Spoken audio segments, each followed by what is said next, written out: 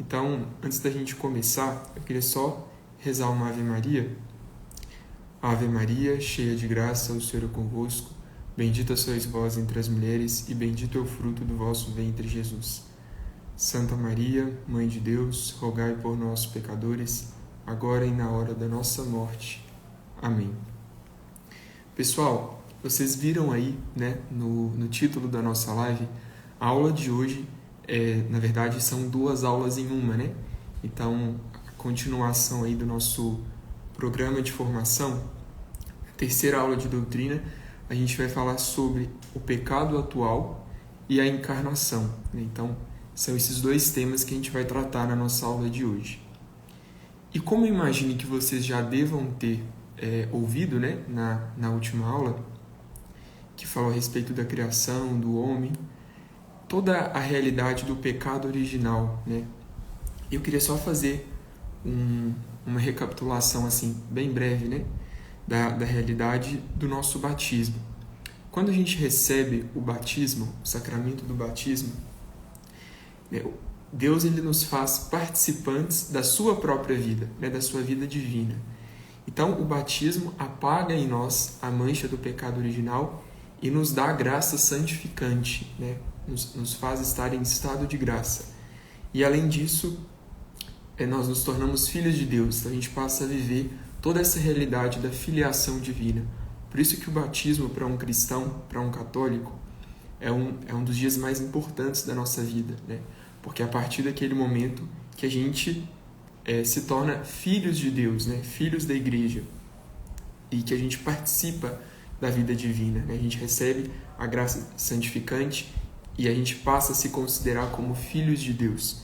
Então, após o batismo, depois que a gente recebe esse sacramento, a única forma de nós nos separarmos de Deus é caso a gente cometa um pecado mortal, né? Um pecado grave.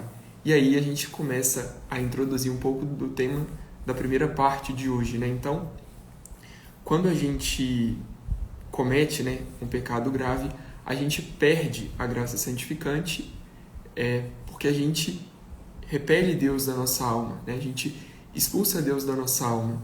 Então, de fato, é uma realidade que acontece.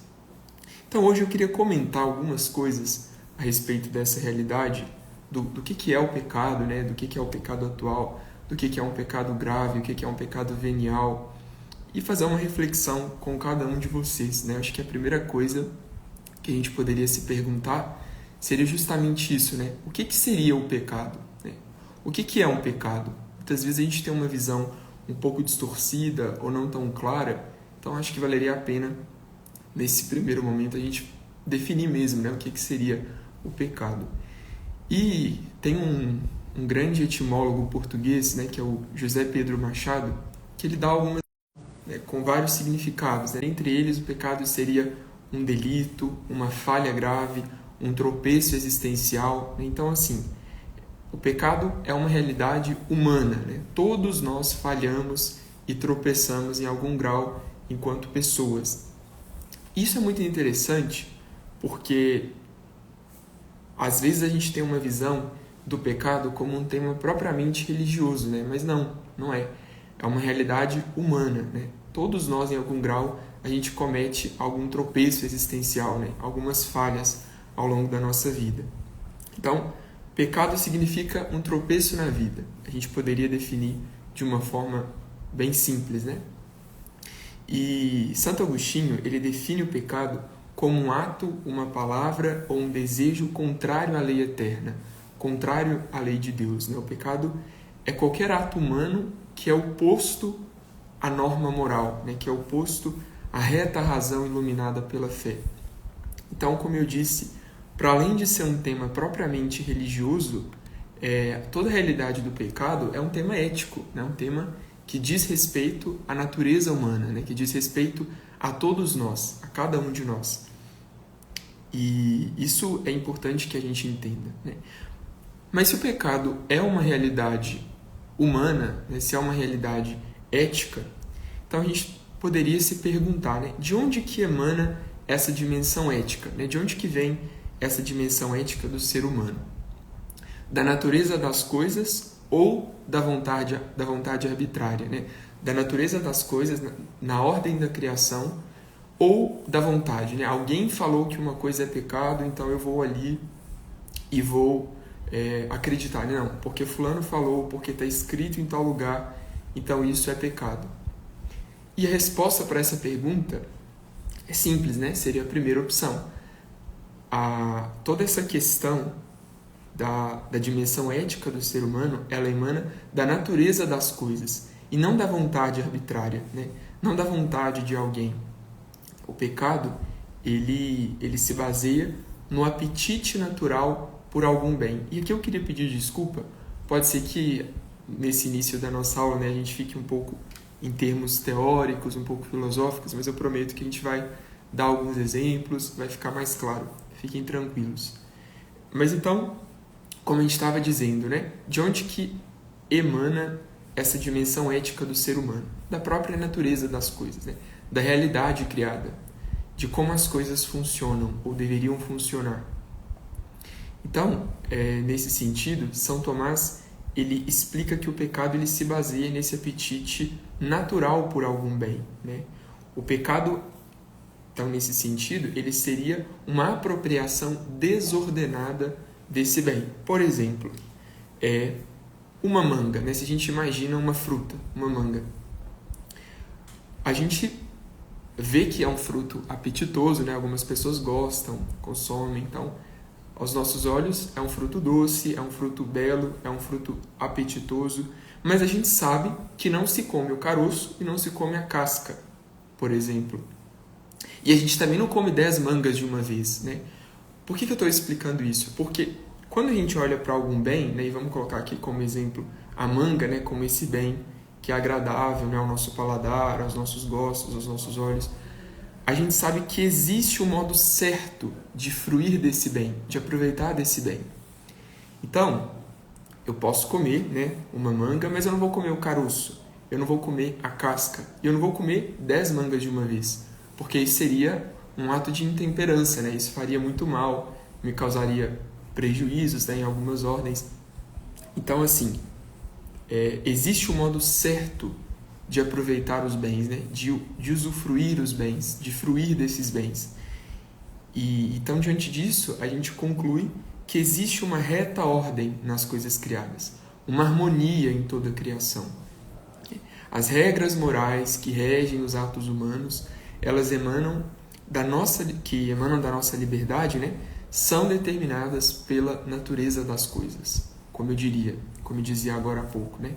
A gente pegou aqui o exemplo da manga, mas existem vários outros bens que a gente sabe como usufruir, né? E quando a gente olha, a gente sabe, olha, isso daqui é dessa forma, se usa desse jeito, né? Se convém aproveitar desse bem dessa forma.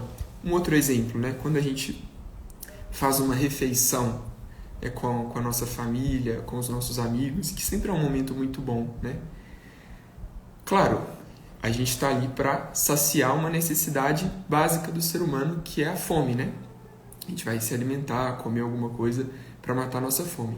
Mas o que importa mais do que o alimento em si, também são as pessoas que estão ali, né? Então, quando a gente está à mesa, não interessa só matar a fome, né? Interessa também dar atenção para os outros, né? Se interessar pelas pessoas, né? E ver esse momento da refeição, seja em família, seja entre amigos, como uma forma de estar com os outros, né? Então, também existe uma ordem nisso. E em vários outros exemplos, né? Deus ele dotou alguns atos humanos de algum tipo de prazer para que a gente consiga atingir aqueles fins, né, que eles se propõem. Então isso é muito importante, né? As regras morais que regem os atos humanos emanam da nossa liberdade, elas são determinadas pela natureza das coisas. Ou seja, se a gente considera isso, o pecado não é aquilo que eu acho, né? O pecado é quando há um desvio, né? um tropeço, como eu dizia no início, nessa ordem das coisas. E além disso, com a luz da revelação, a gente sabe que pecado é aquilo que Deus nos revelou que é pecado. Não é o que eu acho, não é o que é a minha opinião, eu acho que isso é pecado, eu acho que não é. Não, existe uma ordem nas coisas criadas. Usando mais uma vez esse exemplo da manga, né? Se a gente come o caroço, se a gente come a casca, se a gente come 10, 15 mangas de uma vez, a gente está o quê? Indo contra essa ordem, né, do fim ao qual ela foi criada. Né? Então, a gente comete esse desvio, né, esse delito, esse tropeço existencial. Eu acho importante fazer essa reflexão no início, porque talvez a gente possa pensar que o pecado é aquilo que a gente acha, né, que emana da vontade de alguém, que alguém determinou, alguém falou que determinada ação era pecado, quando na verdade não é. Então, o pecado seriam esses desvios, né, esses delitos, esses tropeços existenciais. Quando a gente erra o alvo, né, quando a gente usa uma coisa, né, frui de algum bem de modo desordenado, né, essa apropriação desordenada desses bens. Então, isso que seria o pecado. E os pecados, eles podem se dividir em pecados mortais, né, pecados graves, e em pecados veniais, que são os pecados leves. E o que é isso? Né? Por que existe essa distinção entre o que é um pecado mortal e o que é um pecado venial? Porque o pecado mortal, ele causa a morte da alma, né? Ele afasta Deus da nossa alma. Não é Deus que deixa de nos amar, que deixa de gostar de cada um de nós, né? Não, somos nós que repelimos Deus da nossa alma. E a gente vai entender o que isso significa, né?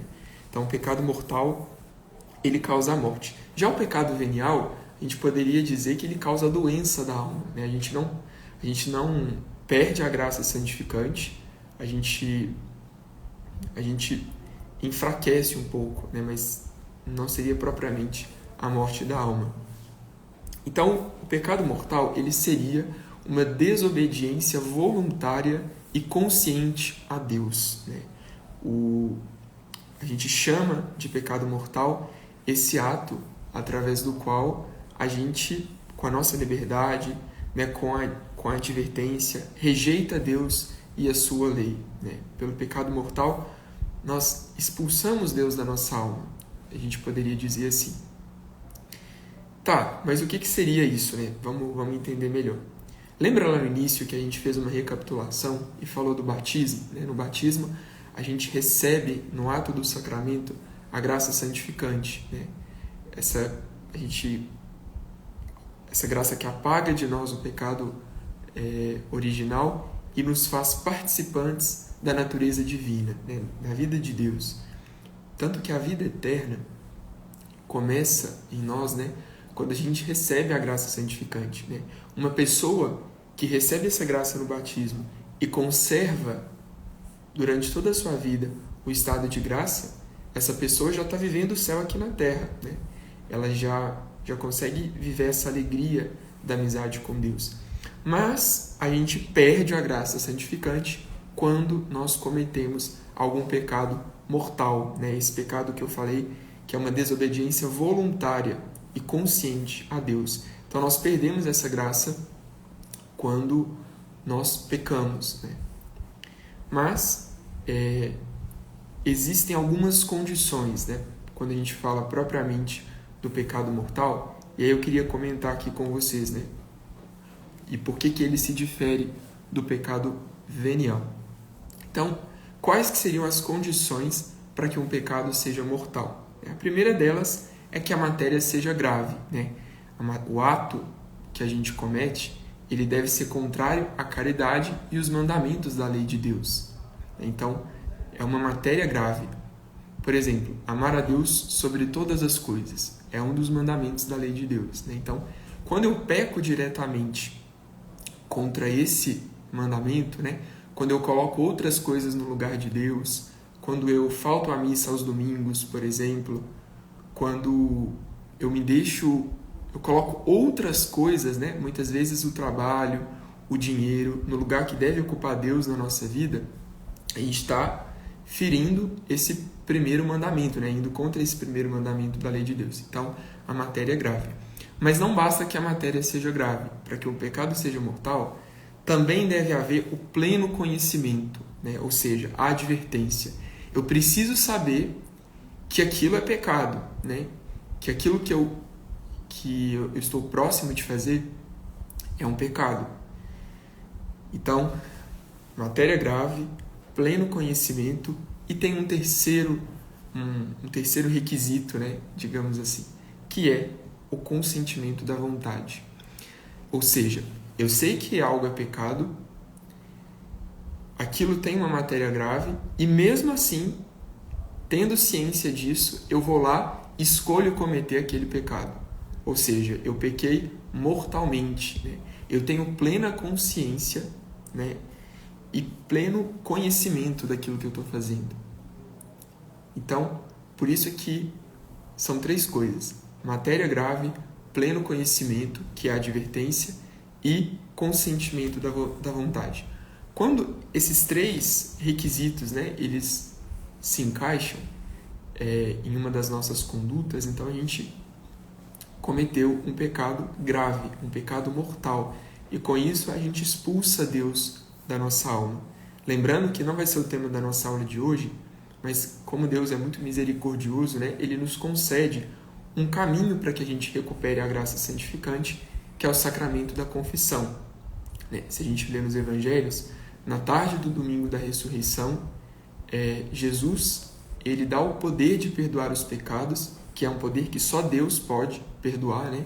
É um poder divino, só Deus pode perdoar os pecados, aos instrumentos que ele confia. Então, na tarde do domingo da ressurreição, Jesus diz aos seus discípulos, né? Aqueles a quem perdoardes os pecados, ser-lhe-ão perdoados, aqueles a quem os retiverdes, ser-lhe-ão retidos. Então, Jesus, ele transmite esse poder de perdoar os pecados para os instrumentos que ele confia, né?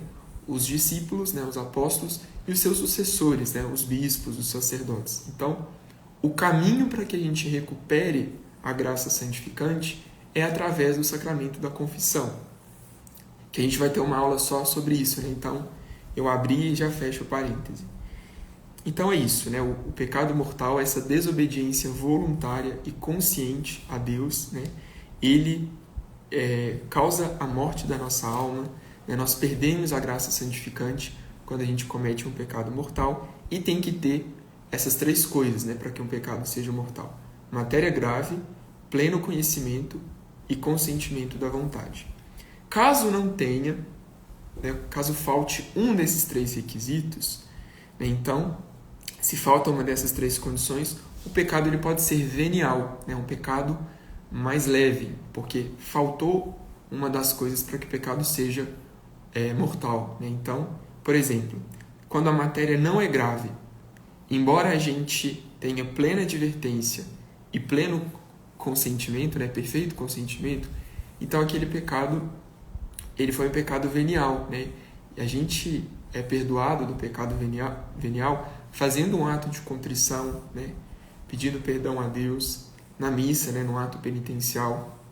Então, quando nós pecamos através do pecado venial, né? Quando a gente comete um pecado leve, para ficar mais simples, a gente não precisa passar pelo sacramento da confissão para recuperar essa amizade, né?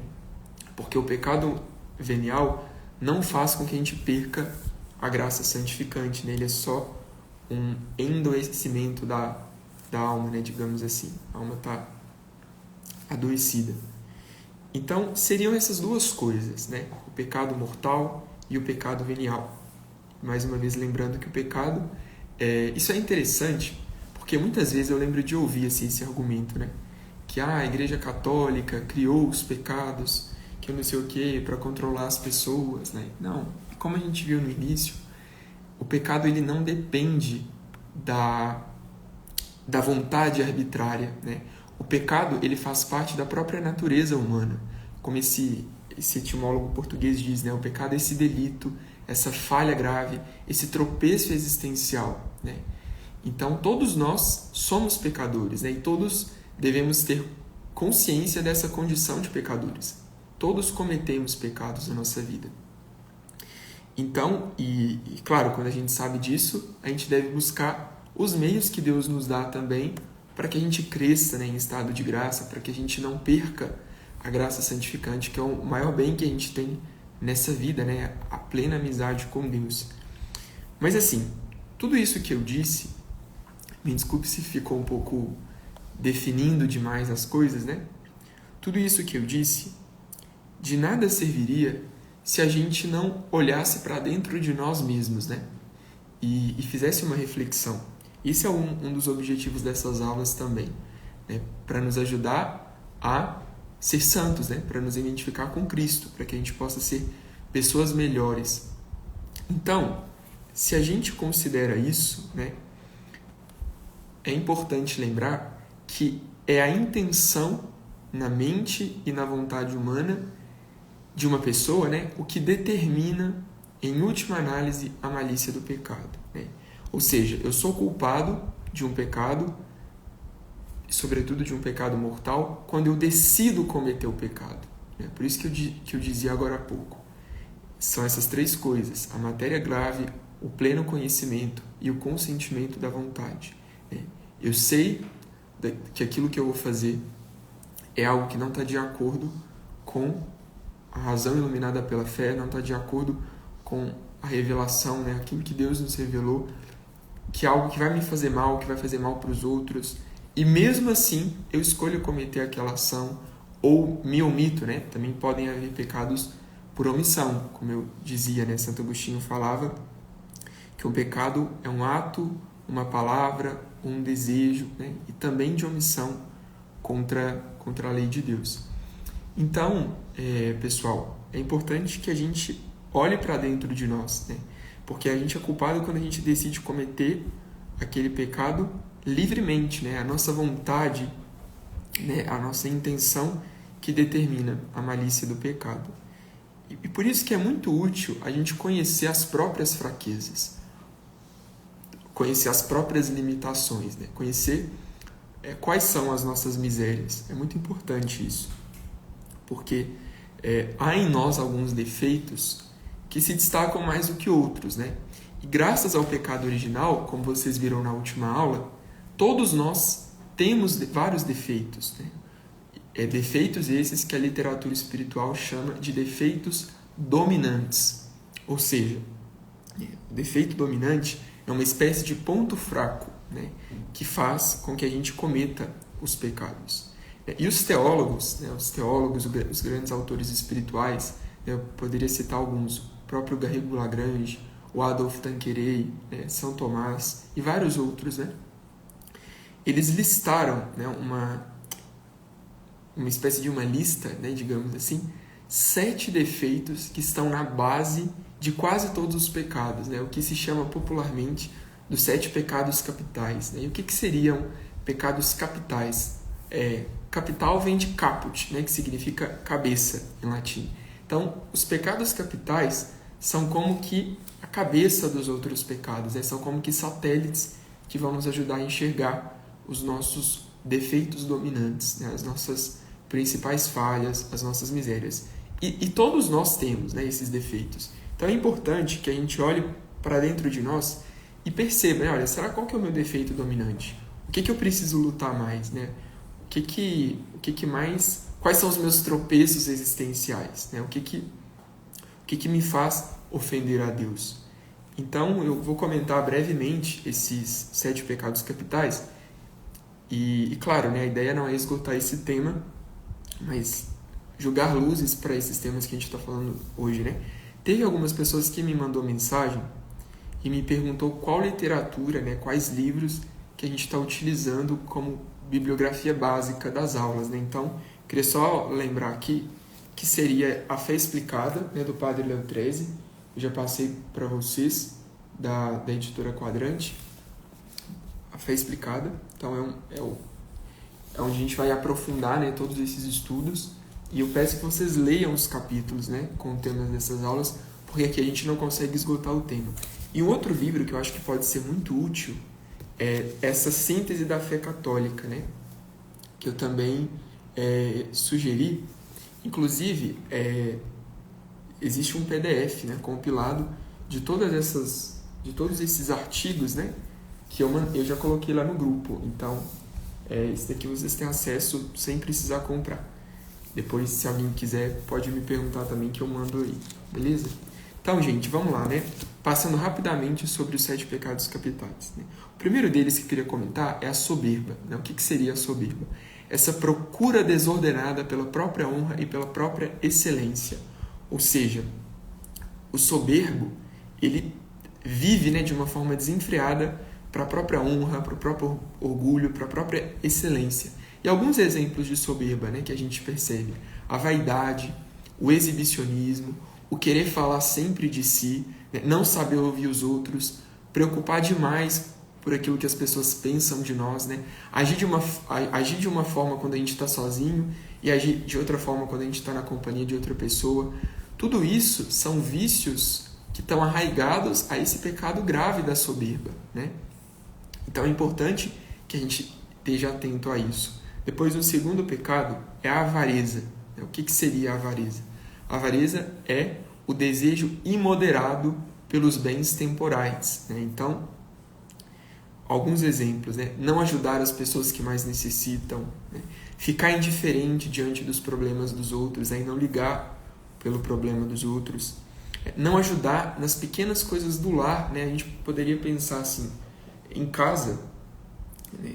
Quem é casado, né? Ou quem é filho, né? E mora com os pais, a gente tem muitas oportunidades de ajudar as pessoas que moram com a gente, né? Sei lá, seja tornar o ambiente mais agradável, arrumar nossa própria cama, né? Lavar a louça, fazer algum serviço, né? E tem algumas pessoas que quando alguém, né, da família pede para fazer um serviço, a pessoa reage de uma forma que como se ela fosse condenada a um serviço escravo, né? Revoltadíssima por estar tendo que fazer alguma coisa que na verdade é obrigação, né? Então também é um resquício da avareza, né? Da avareza do tempo, de não querer ajudar nos serviços do lar, né? Então, assim, são coisas que a gente pode se examinar, né? E buscar fazer um bom exame de consciência. Também um terceiro pecado capital, a luxúria, né? E aqui estão todos os pecados de impureza, né? Então, os olhares sensuais na rua, na academia, enfim, os maus pensamentos que não são afastados com a devida rapidez, né?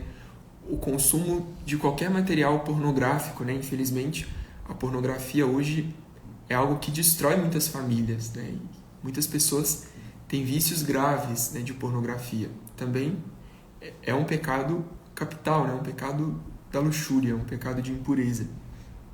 Da luxúria, então, aí todos os pecados contra o sexto mandamento, contra a castidade. Depois vem a ira, né? A ira, que é esse estado emocional que nos incita a nos opor incessantemente, né? Então, existem várias manifestações da ira. As irritações, as impaciências, a raiva, respostas bruscas, reclamação, né? Xingar por qualquer motivo. Também são pecados que têm raiz aí, né? na questão da ira.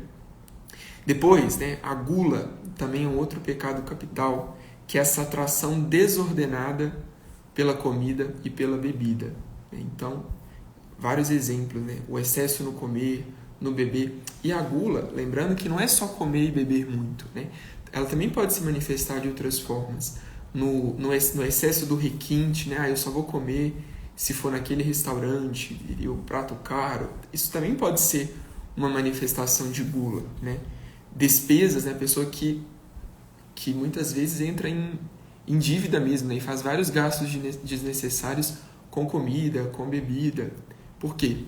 Porque é como se essa pessoa faz com que o estômago dela seja o seu próprio Deus, né? Ela é conduzida pelos desejos, né? Pelos desejos da carne. Então, assim, também é uma outra forma de pecar, né? Depois vem a inveja, né? A inveja, que é essa tristeza causada pela melhor sorte dos outros, né? A pessoa ela se entristece porque ela conhece pessoas que são melhores do que ela ou que têm mais bens materiais do que ela. E aqui, a inveja não é necessariamente desejar o mal para os outros, né? O simples fato de eu me entristecer pela melhor sorte dos outros já é uma manifestação da inveja, né? Então, críticas invejosas, juízos negativos, tudo isso, né, competitividade ansiosa, né, hoje com esse cenário das redes sociais, né, a gente vê isso de uma forma ainda maior, né, as pessoas que buscam essa competitividade ansiosa, né, por querer ser melhor do que os outros. E por fim, a preguiça, né, a preguiça que a gente poderia definir como desgosto no cumprimento do dever. Então, preguiça de levantar da cama, preguiça de estudar, preguiça de trabalhar, de rezar, de ir à missa. Né? Tem pessoas que têm preguiça de ir à missa, de arrumar a cama, de cuidar das coisas materiais da casa, né? De prestar favores para aquelas pessoas que precisam de nós. Tudo isso são manifestações, né, dessa desordem do pecado da nossa vida, em especial dos pecados capitais. Claro, eu comentei aqui apenas alguns, né, mas a gente poderia falar de vários outros, né? Como eu disse,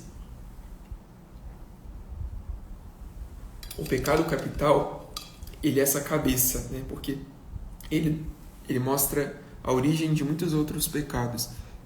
E por que eu trouxe esse tema, né? E por que é um tema tão importante? Porque interessa que a gente se conheça bem.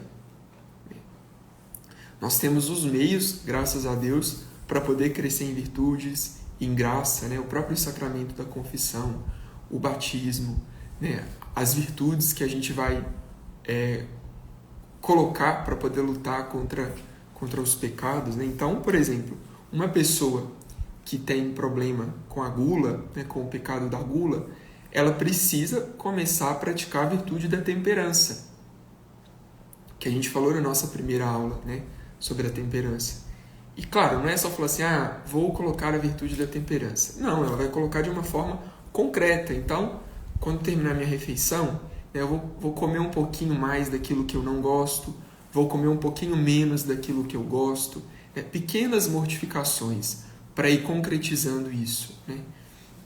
Da mesma forma, uma pessoa que tem essa tendência da ira, né? Então, praticar mais a virtude da mansidão, da paciência, da fortaleza, né? Tudo isso para poder combater esses defeitos dominantes.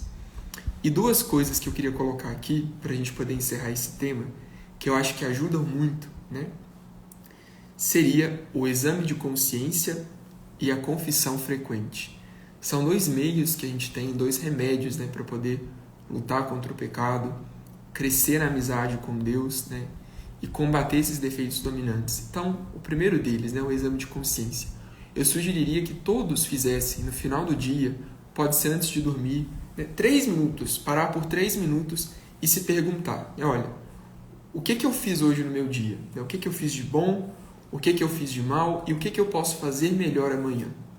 Então, por exemplo, responder essas 3 perguntas de uma forma muito simples e fazer um balanço do dia. Se a gente não faz exame de consciência diário, a gente corre o risco de se deixar levar pelas circunstâncias, né? Pela correria do trabalho, né? Pelas demandas, né, que a gente tem, sejam familiares, sejam profissionais, né? Enfim.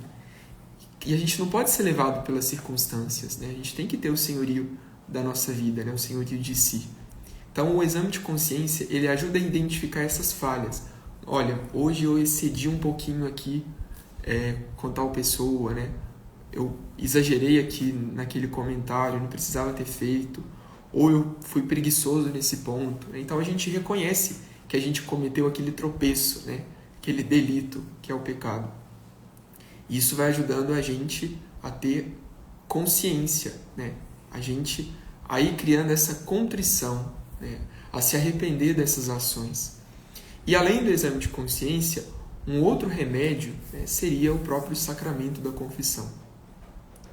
O sacramento da confissão, que, diga-se de passagem, a gente vai ter uma aula só para falar sobre ele, mas assim, é muito importante que a gente tenha o hábito de se confessar com frequência. Né? Quando a gente pensa assim, quando a gente vai se confessar, a gente recebe o perdão de Deus. Né?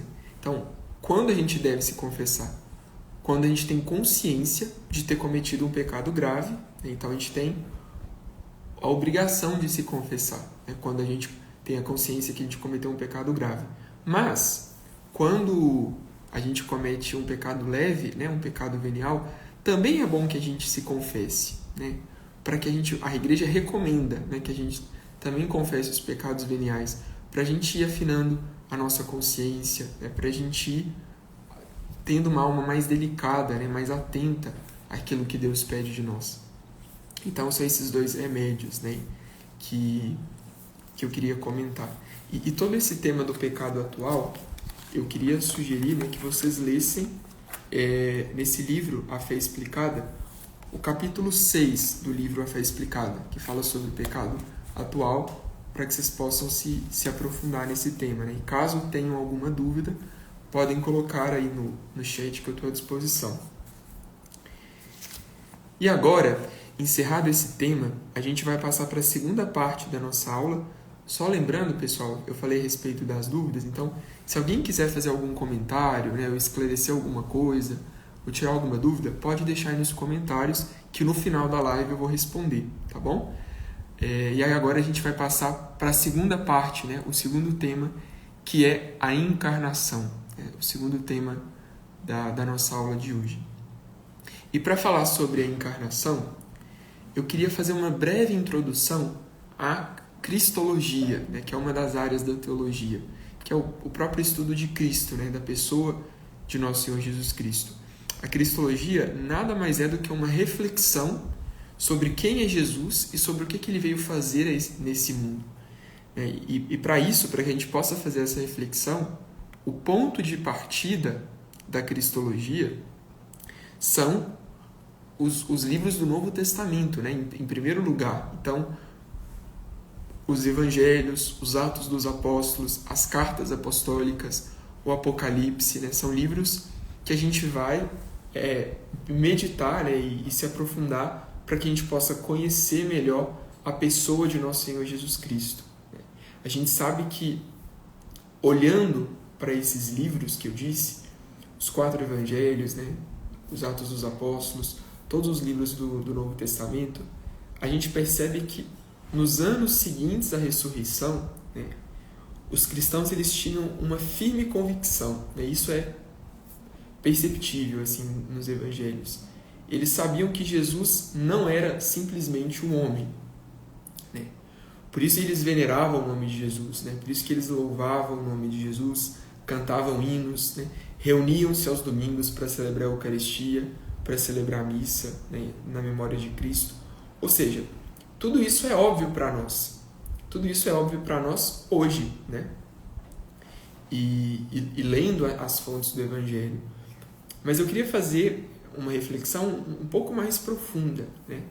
Porque, olha, se a gente sabe, né, que toda a nossa vida e toda a cultura ocidental, né, estão baseadas nessa firme convicção de que Jesus viveu, morreu e ressuscitou, a gente precisa enxergar essa realidade também com os fundamentos profundos, né? E ir fazendo um caminho como que isso foi se desenvolvendo no cristianismo ao longo dos séculos, né? Ao longo dos anos. Então, por isso que a gente precisa buscar conhecer com a maior riqueza de detalhes possível a vida do homem que influenciou tanto em nossas vidas e no mundo todo, né? Que é Jesus Cristo. São João Paulo II, hoje inclusive a gente celebra a memória dele, né? Nessa encíclica Redemptor Hominis, ele fala, né, que Cristo é o centro do cosmos e da história.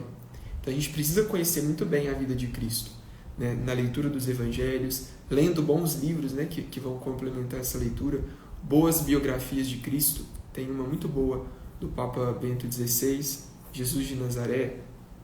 Tem também a Vida de Cristo, do Pérez Urbel. São bons livros para a gente poder aprofundar no conhecimento de Jesus, né? Então, diante da pessoa de Cristo, uma pergunta a gente precisa se fazer. Qual era a relação entre Jesus e Deus, né? Jesus é Deus? Essa é uma pergunta muito importante que a gente precisa responder.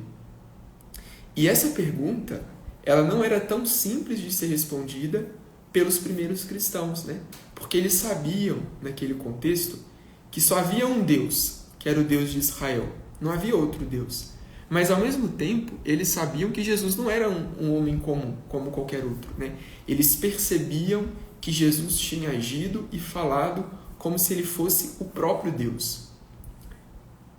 Então, por isso que as primeiras confissões cristãs, né, as primeiras confissões de fé da igreja, afirmaram desde o princípio que todo o poder, toda a honra, toda a glória devidos a Deus Pai também são devidos a Jesus, né?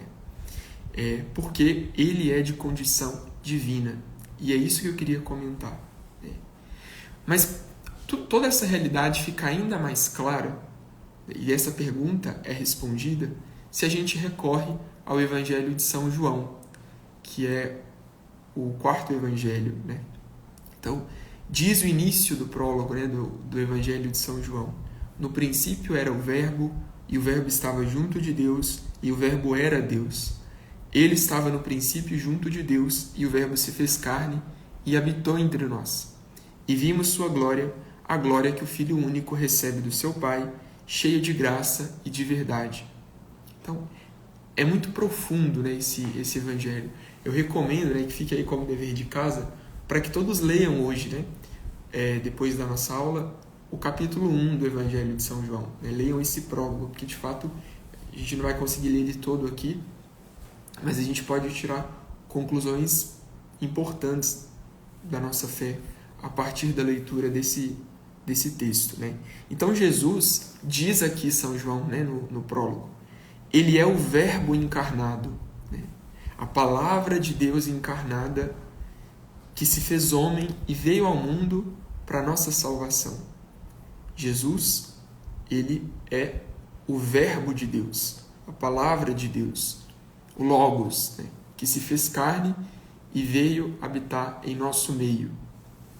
Então, aqui se abre o caminho, né, para uma consideração que até então não existia nas Escrituras, né, no Antigo Testamento, que é a respeito da trindade de pessoas.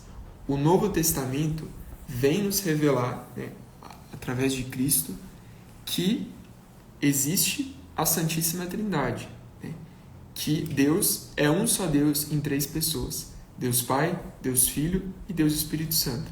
Então, no Novo Testamento, o Deus de Israel, né, Deus Pai, ele abre a sua intimidade e nos revela, né, a cada um de nós como amor, né, e um amor que se realiza na perfeita unidade de três pessoas divinas, né?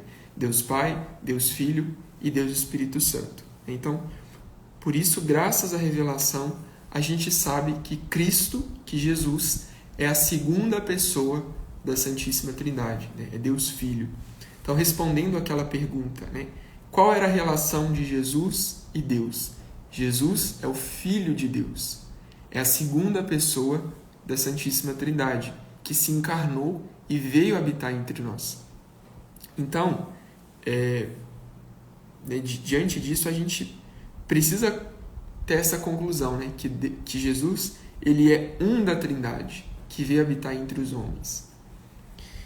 E claro, nos séculos que se seguiram à época apostólica, ao período dos apóstolos, né, a difusão do Evangelho, dessa verdade que a gente acabou de expor, né, ela entrou em contato com outras culturas, principalmente com o mundo grego.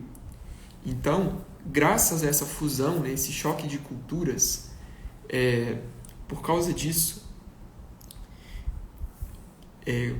para quem não sabe, né, o mundo grego, só abrindo um parêntese, admitia uma pluralidade de vários deuses e de várias formas, né? Então, quando o cristianismo entra em contato com os povos pagãos, né, com o mundo grego, que admitia aí essa pluralidade de deuses, né, e de várias formas, inclusive,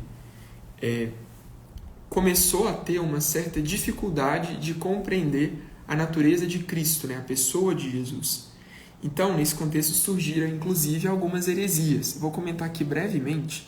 A ideia não é aprofundar nesse tema, mas, claro, né, é só para a gente entender como que os cristãos, né, e como que o Espírito Santo foi conduzindo a igreja ao longo dos anos para confirmar essa fé que nós temos, né, que Cristo é a segunda pessoa da Santíssima Trindade, o Verbo de Deus que se fez carne, a palavra encarnada, né?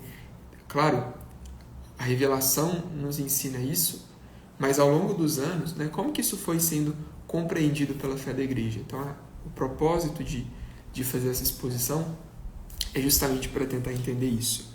Então, começaram a surgir algumas dificuldades acerca da compreensão, né, da natureza de Cristo.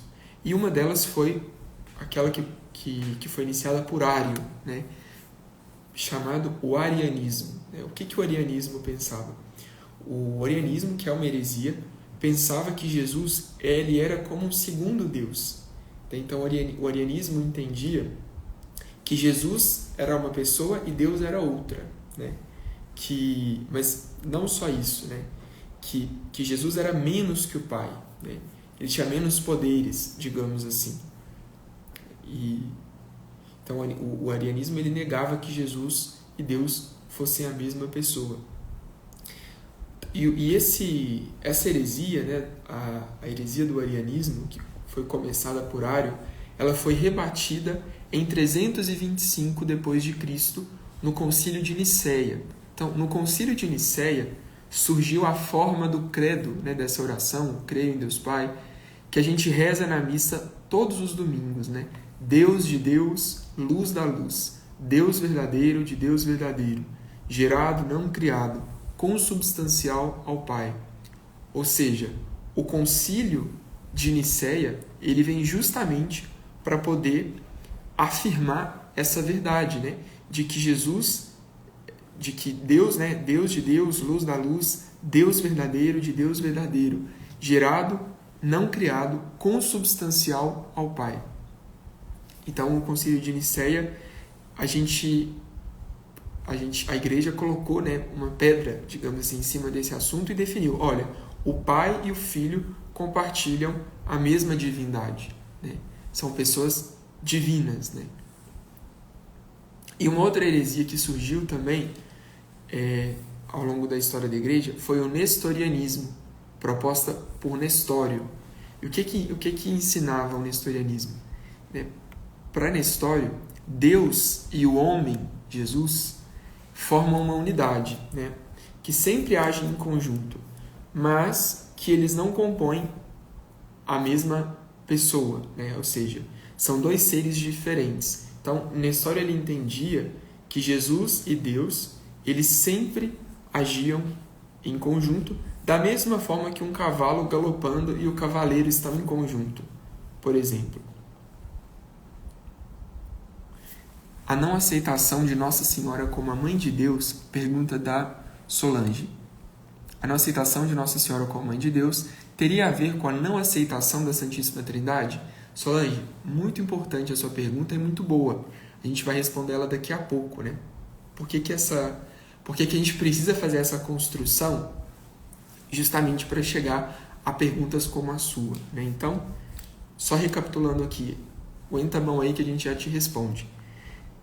Então, o nestorianismo ensinava isso, né? Que Deus e o homem eles formavam uma unidade, mas que eram seres distintos, né? Então, por isso, né, o nestorianismo dizia que Maria ela não poderia ser a mãe de Deus, mas somente a mãe do homem Jesus. Tá vendo como que essa doutrina equivocada do nestorianismo leva a ensinar justamente isso, né?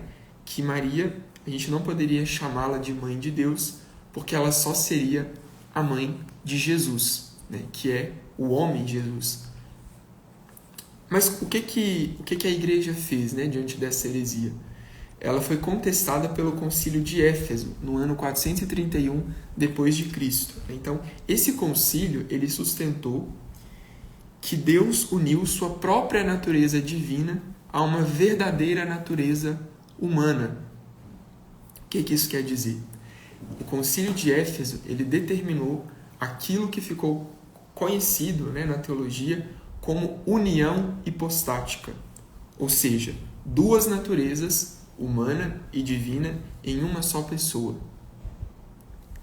Então, quando a gente olha para Cristo, né, ali existem duas naturezas, a humana e a divina, em uma só pessoa, que é nosso Senhor Jesus Cristo, a segunda pessoa da Santíssima Trindade. E depois do concílio de Éfeso, né, ainda surgiram aí algumas dúvidas, algumas dificuldades de compreender essa realidade. Então, houve um outro concílio, que é o concílio de Calcedônia, que confirmou essa verdade e reformulou tudo aquilo que ficou definido em Éfeso, né? Toda essa questão da união hipostática. Então, para tornar essa doutrina ainda mais clara, né? Essa verdade ainda mais clara. Então, o concílio de Calcedônia, ele confirmou, né, que Jesus é uma única pessoa, mas ele existe de um modo duplo. Como Deus eternamente e como homem no tempo. Então, isso também respondendo a sua pergunta, Solange, Maria, ela gerou Jesus, né, no tempo, né, porque, como ficou definido lá em Calcedônia, Jesus, ele é uma única pessoa, mas que ele existe de um modo duplo. Então, como Deus eternamente, por toda a eternidade, e como homem no tempo. Então, Maria foi aquela que foi predestinada por Deus para gerar Cristo no tempo. Por isso que nós podemos e devemos dizer, como de fato é, que Maria é mãe de Deus, porque Jesus é Deus. Jesus é uma pessoa em duas naturezas, né? Essa confusão, Solange, né, da não aceitação de Nossa Senhora como mãe de Deus, ela tem a sua origem primeira nessa heresia do nestorianismo, né, que ensinava, né, que não se poderia dizer que Maria seja mãe de Deus, mas somente a mãe do homem, Jesus. Mas a gente sabe que Jesus é Deus, né? Jesus, ele é uma pessoa, uma só pessoa em duas naturezas, humana e divina. Porque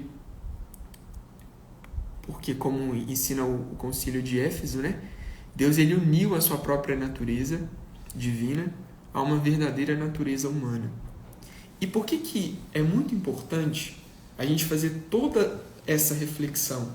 Para entender algo que para nós já digamos assim, definido, né? Não, a gente sabe, Jesus é Deus. Mas a gente precisa entender isso porque para nós cristãos, o fato de Jesus ser Deus é um ponto fundamental, um ponto crucial no cristianismo, né? Cristo, ele não foi só uma pessoa muito boa que passou pelo mundo fazendo bem, né? Não foi só uma pessoa que fez caridade, que ajudou os outros. Não, tudo isso é muito bom, mas Cristo é muito mais do que isso, né? Cristo não é só uma pessoa muito boa, um espírito guia evoluído, nada disso. Jesus Cristo é o próprio Deus que se fez carne.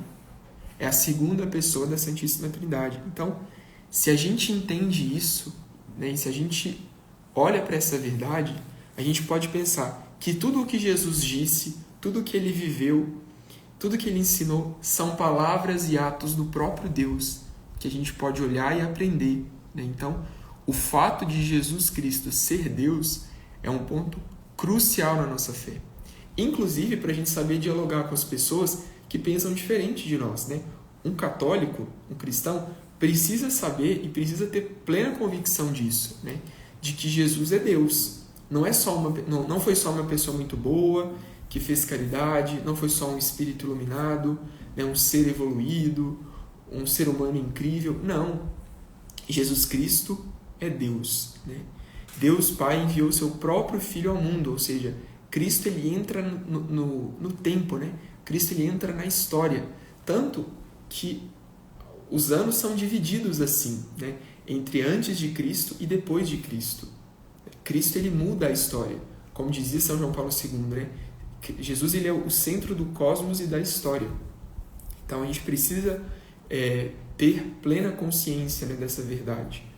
Então, Jesus, ele entra no tempo e ele assume a substância humana, né? A humanidade que o Espírito Santo suscita no seio da Virgem Maria, né? E com a cooperação de Nossa Senhora, é claro. Então, retomando essa expressão de São João, para a gente definir o que seria a encarnação, né? Que é o Verbo se fez carne e habitou entre nós.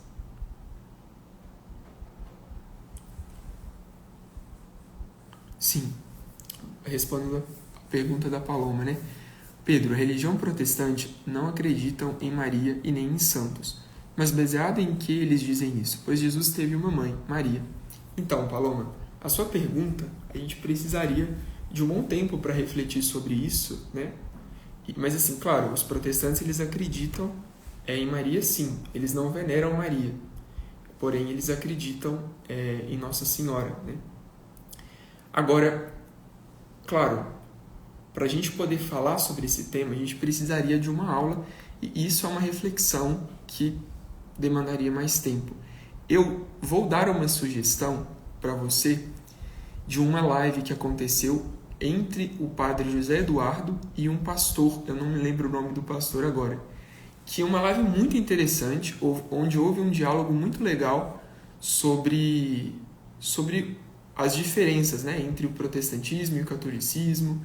Foi uma espécie de um debate muito amistoso, muito bom, que eu recomendo que todos assistam. Então, voltando para a nossa aula, né? O valor do mistério da encarnação, né? Quando a gente recita no credo, na missa, todos os domingos, né? Que Jesus foi concebido pelo poder do Espírito Santo, nasceu da Virgem Maria, nós afirmamos que a humanidade assumida pelo Verbo de Deus, pela segunda pessoa da Santíssima Trindade, é verdadeira e real, né? É uma humanidade verdadeira e real, fruto da carne de uma mulher que é a Virgem Maria. Ora, existe uma reflexão que eu acho que a gente pode fazer, que é a seguinte: Deus ele resolveu nos salvar pelo mesmo caminho que Satanás usou para que a perdição entrasse no mundo, né? E como que foi esse caminho? Através de uma mulher, né? Que foi Eva. Então, há uma profunda relação entre Eva e Maria. Por isso que alguns autores chamam Nossa Senhora de a nova Eva, né? Maria é a nova Eva. Então, por que existe essa relação? Porque tanto Eva como Maria têm algumas coisas em comum. Primeiro, porque elas são mulher, né? Então, é um primeiro ponto. Depois, porque ambas eram virgens, né? Tanto Eva como Nossa Senhora eram mulheres virgens. Um terceiro ponto é que elas eram imaculadas. Eva ainda não tinha cometido pecado, então ela não tinha a mancha do pecado original. E Nossa Senhora, como a gente vai falar daqui a pouco, ela foi preservada por Deus do pecado original. Então, as duas também eram imaculadas, né? Não tinham a mancha do pecado original. As duas eram noivas de um homem, né? Eva era noiva de Adão e Maria estava prometida em casamento a um homem chamado José, São José. Então, mais uma relação. E as duas também foram visitadas por um anjo, né? Então, Eva foi visitada por Lúcifer, né? A serpente, que era um anjo, e Nossa Senhora foi visitada por São Gabriel. Então, percebam essa relação, como é interessante, né? Deus ele quis que a salvação entrasse no mundo pela mesma forma que a perdição entrou no mundo, né? Através de uma mulher. Então, isso é algo interessante, né? Deus ele poderia ter enviado o seu filho de qualquer outra forma, né?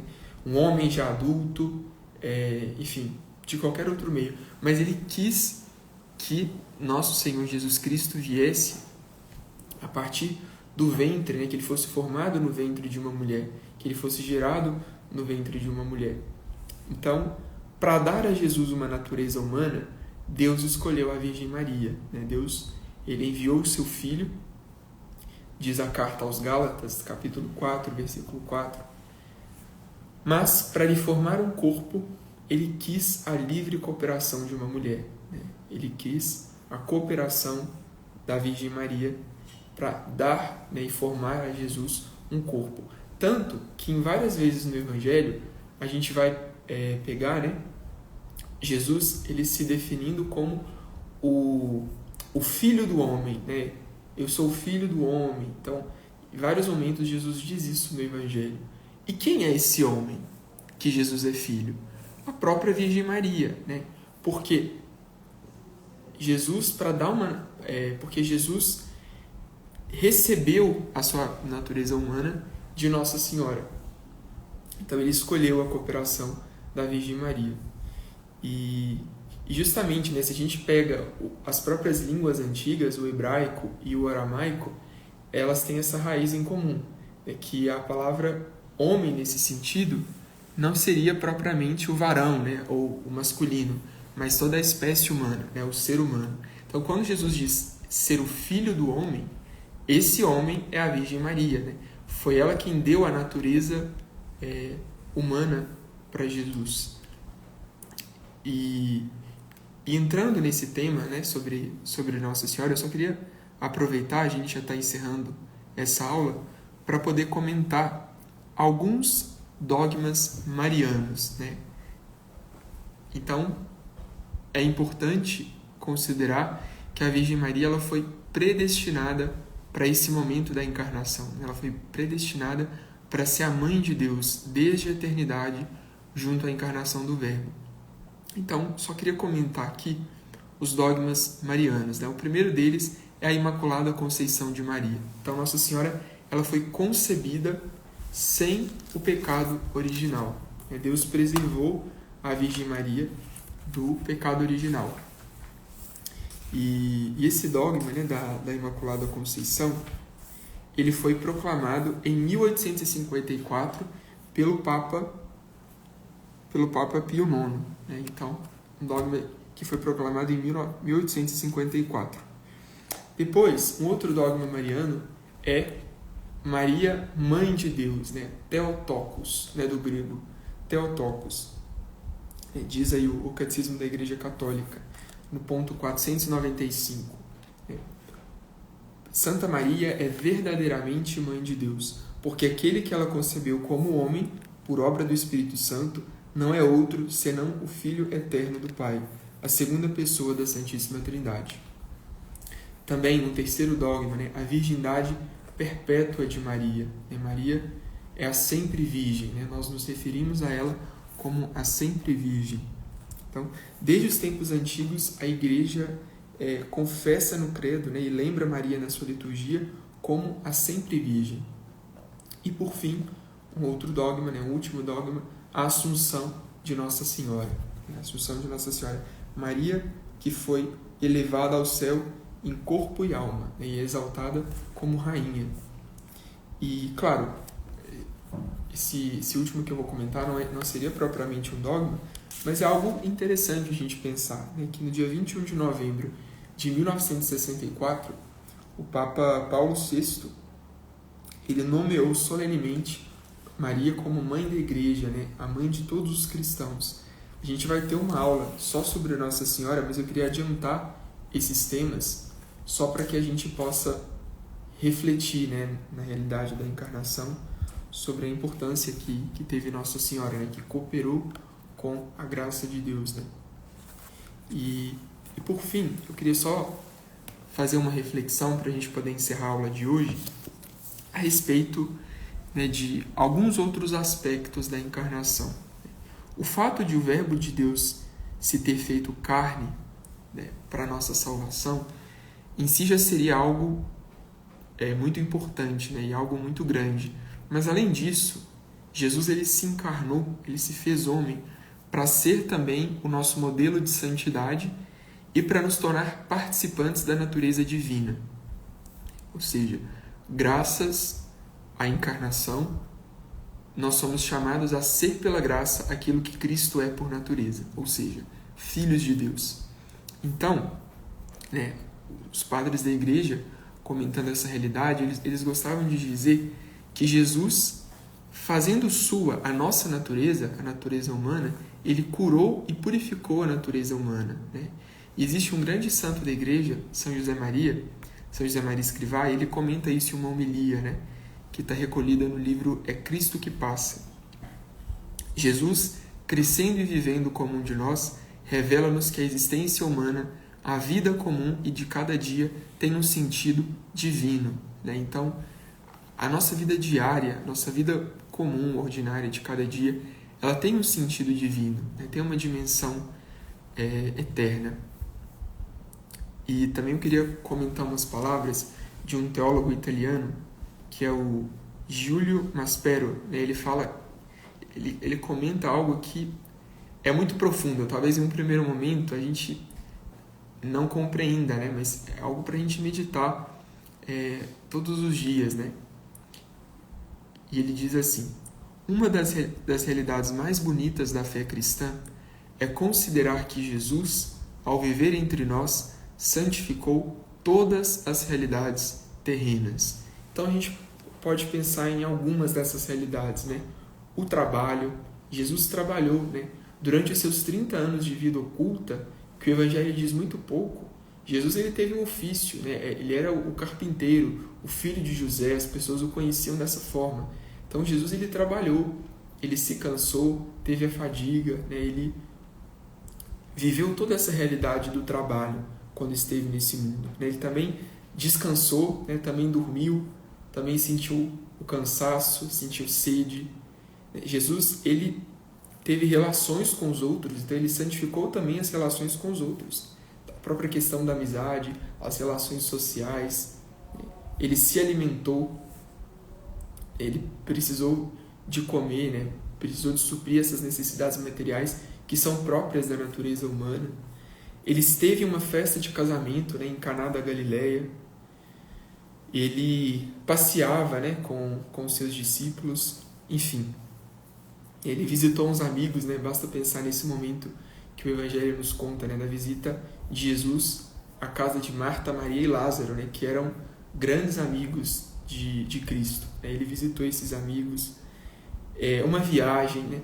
Tudo isso foi vivido por Cristo. Né? Então, quando a gente pensa a respeito de toda a realidade da encarnação, é profundo a gente pensar que o Verbo se fez carne também para ser o nosso modelo, né? Para nos mostrar o caminho. Né? Depois que Jesus pisou nessa terra, a gente já não pode falar mais em realidades puramente materiais, né? Porque puramente materiais, seculares, mundanas, né? Não. Todas as realidades lícitas, nobres, por mais básicas que sejam, servem como ocasião para que a gente possa se unir a Deus. Porque Cristo viveu todas essas realidades. Como eu, né, como vocês, ele trabalhou, ele teve fome, ele teve sede, ele teve bons amigos. Então, todas essas realidades foram vividas por Cristo. Né? Então, essa é a grandeza da encarnação. Se fazendo homem, Cristo nos deu o exemplo, né? Nos mostrou o caminho. E existe uma forma bem concreta de recordar a encarnação que a gente pode fazer todos os dias, né? Que é uma prática muito comum na tradição da igreja, que é a oração do Ângelus. Então, o Ângelus é uma oração muito simples. Existem 3 jaculatórias, 3 ave-marias e uma oração no final, né? A gente demora 2 minutos para rezar o Ângelus e é uma oração que é rezada exatamente ao meio-dia, né? É uma das únicas orações, eu acho, que tem um horário específico, né? Meio-dia. Então é um momento da gente parar ali no nosso dia e recordar, né? Dizer: o anjo do Senhor anunciou a Maria e ela concebeu do Espírito Santo. Eis aqui a serva do Senhor, faça-se em mim segundo a vossa palavra. E o Verbo se fez carne e habitou entre nós. Então é uma oração que a gente pode fazer todos os dias ao meio-dia para recordar desse momento, né? E ajuda muito na piedade mariana, ajuda muito na nossa vida interior para se recordar desse momento. Mas me coloco à disposição para o que vocês precisarem. Vamos só rezar uma Ave Maria para a gente encerrar. Ave Maria, cheia de graça, o Senhor é convosco. Bendita sois vós entre as mulheres, e bendito é o fruto do vosso ventre, Jesus. Santa Maria, Mãe de Deus, rogai por nós, pecadores, agora e na hora da nossa morte. Amém. Um abraço, pessoal. Até a próxima.